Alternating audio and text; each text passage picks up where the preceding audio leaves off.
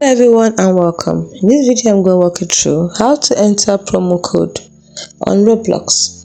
To enter a promo code on Roblox, follow these steps.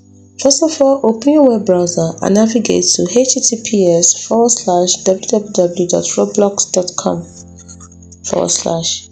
Then you log into your account by entering your Roblox username and password. Then click on login. Next, click on Roblox icon in the top right corner of the screen, then select Redeem Roblox Codes.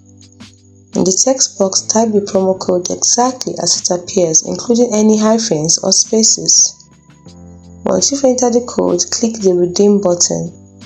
If the code is valid, you will receive a confirmation message and the item or Roblox will be added to your account. If the code is invalid, you'll see an error message. Please note that promo codes are usually case sensitive, so make sure you enter the code exactly as it appears. They can also expire, so use them as soon as you get them.